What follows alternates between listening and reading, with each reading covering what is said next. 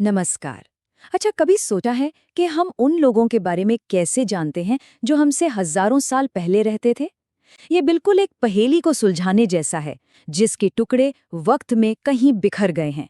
तो चलिए आज इन्हीं बिखरे हुए टुकड़ों को एक साथ जोड़ने की कोशिश करते हैं। ये सवाल सिर्फ इतिहासकारों का नहीं है, ये हम सबके मन में आता है। आखिर कैसे पता चलता है हमें अपने पूर्वजों की कहानियों का, उनकी जिंदगी और उनकी दुनिया के बारे में हम कैसे जानते हैं? आज हम इसी रहस्य से पर्दा उठाने की कोशिश करेंगे।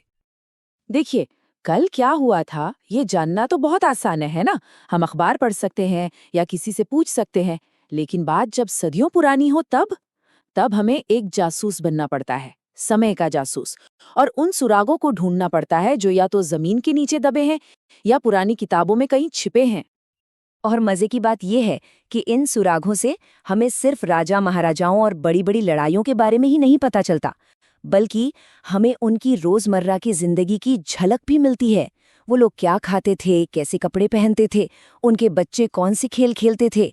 असली इतिहास तो इन्हीं छोटी छोटी सच्ची कहानियों से बनता है। तो हमारी ये जासूसी शुरू कहाँ से होती है? ये शुरू होती है भूगोल से। मतलब ये समझना कि लोग बसे कहाँ थे, हमें ये बताता है कि वो रहते कैसे थे। ये नदियाँ, ये पहाड़, ये मैदान, यही तो हैं हमारे इतिहास के सबसे पहले, सबसे पुराने गवाह। जैसे नर्मदा नदी के किनारे हमारे सबसे पुराने पूर्वज रहते थे। वो बहुत माहिर शिकारी थे, जो जंगलों को अपनी हथेली की तरह जानते थे। फिर हजारों साल बीते और सुलेमान और किरथर की पहाड़ियों में एक बहुत बड़ी क्रांति हुई। लोगों ने पहली बार गेहूं और जौ उगाना सीखा, सोचिए। और बस इसके बाद तो सभ्यता ने रफ्तार पकड़ ली। सिंधु नदी के किनारे बड़े बड़े शहर बसे और फिर गंगा के मैदानों में नए साम्राज्य बने। हर नदी, हर पहाड़ी एक नए अध्याय की शुरुआत है। गंगा और उसकी सहायक नदी सोन के दक्षिण में स्थित क्षेत्र, जो अब बिहार राज्य में आता है, मगध के नाम से जाना जाता था। इसके शासक बहुत शक्तिशाली थे और उन्होंने एक विशाल राज्य स्थापित किया था। और सिर्फ जगहें ही नहीं, उनके नाम भी अपनी कहानी कहते हैं। कभी सोचा है कि हमारे देश के दो नाम क्यों हैं, इंडिया और भारत? इंडिया शब्द आया सिंधु नदी से, जिसे ईरानी और यूनानी इंडस कहते थे। और भरत नाम एक बहुत पुराने कबीले से जुड़ा है, जिसका जिक्र हमारे पवित्र ग्रंथ ऋग्वेद में भी मिलता है। एक ही जमीन, लेकिन दो नाम, और दोनों के पीछे एक गहरा दिलचस्प इतिहास छिपा है। आइए इस विषय पर कुछ और विस्तार से चर्चा करते हैं। कभी सोचा है कि एक नाम के पीछे कितनी कहानियां हो सकती हैं? आज हम एक ऐसे ही नाम की बात करेंगे जिसके पीछे हजारों साल का इतिहास छिपा है। हम एक सफर पर चलेंगे, पत्थरों पर लिखे सबूतों से लेकर हमारे सबसे पुराने ग्रंथों तक, और वो नाम है भारत। तो चलिए शुरू करते हैं इस कहानी को समझना। तो सवाल ये उठता है कि ये नाम भारत आया कहां से? इसकी जड़ें कहां हैं? क्या ये किसी महान राजा का नाम था या फिर किसी पुरानी, बहुत पुरानी जनजाति का? और सबसे जरूरी सवाल, इसका सबसे पहला, सबसे पुराना सबूत वो हमें कहां मिलता है? इन्हीं सवालों के जवाब हम आज मिलकर खोजेंगे। तो हमारी खोज शुरू होती है एक कह सकते हैं पत्थर जैसे पक्के सबूत से। और जब मैं पुराना कह रहा हूं तो इसका मतलब है करीब करीब 2200 साल पुराना। जी हां, ये कोई सुनी सुनाई बात या मिथक नहीं है। ये तो चट्टान पर खुदा हुआ इतिहास है, एक ऐसी बुनियाद जो इस नाम को बहुत मजबूत बना देती है। तो ये सबूत आखिर है कहां? ये हमें मिलता है ओडिशा की उदयगिरी की पहाड़ियों में। वहां एक गुफा है और उसी में एक शिलालेख है, जिसे हम हाथी गुम्फा शिलालेख के नाम से जानते हैं। और यही वो जगह है जहां हमें पहली बार भारतवर्ष नाम का सबसे पुराना, एकदम भौतिक प्रमाण मिलता है। अच्छा, तो ये शिलालेख इतना खास क्यों है? देखिए, इसे बनवाया था कलिंग के महाराजा खारवेल ने, और इसकी 10वीं लाइन में साफ साफ लिखा है भारतवर्ष। अब ये भारतवर्ष क्या है? ये असल में भारतवर्ष का ही एक पुराना प्राकृत रूप है। सोचिए, ये एक ऐसा सबूत है जिसे कोई नकार नहीं कर सकता कि 2200 साल पहले भी इस जमीन को इसी नाम से जाना जाता था। ठीक है, तो पत्थर का सबूत तो हमें मिल गया, लेकिन सिर्फ पत्थर ही क्यों? अब जरा ये देखते हैं कि हमारे पुराने ग्रंथ, हमारे शास्त्र और पुराण वो इस नाम के बारे में क्या बताते हैं। उन्होंने भारत को कैसे डिफाइन किया है, चलिए पता करते हैं।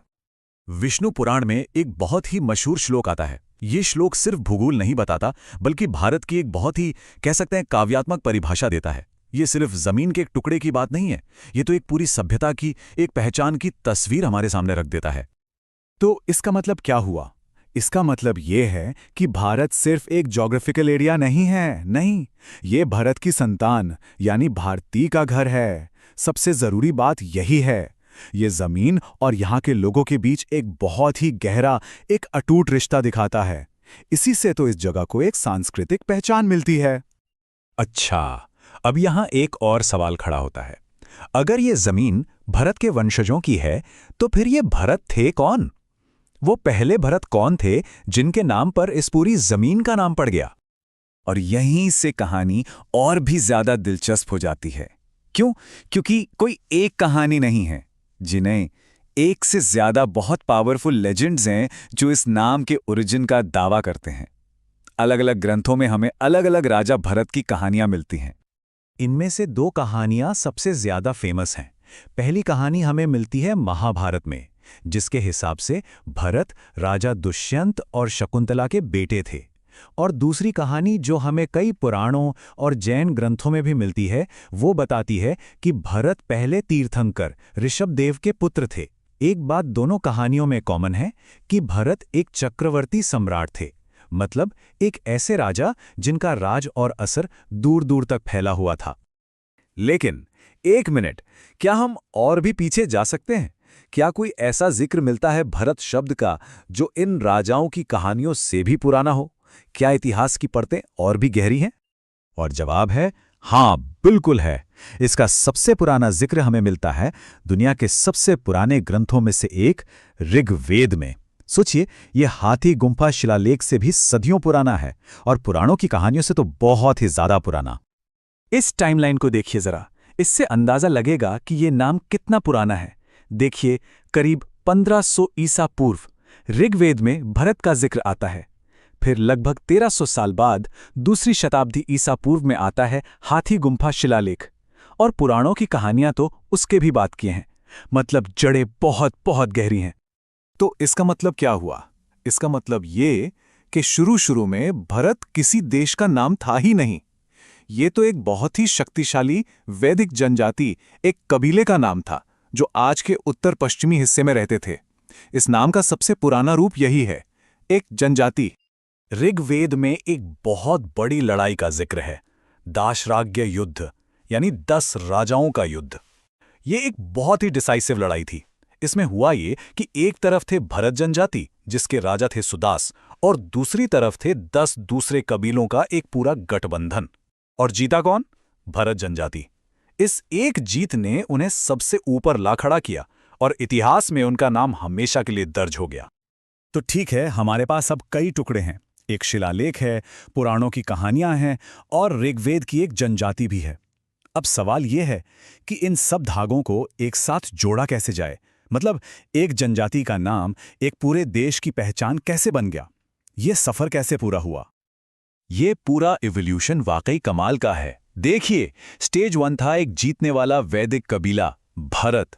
फिर आया स्टेज 2, इसी कबीले के नाम से महान राजाओं की कहानियां बनी, लेजेंड्स बने। और फिर आया स्टेज 3, जिस जमीन पर इन लोगों ने राज किया, जहां उनके वंशज रहे, वो पूरी जमीन भारतवर्ष के नाम से जानी जाने लगी। सोचिए, एक कबीले से एक पूरी सभ्यता तक का सफर।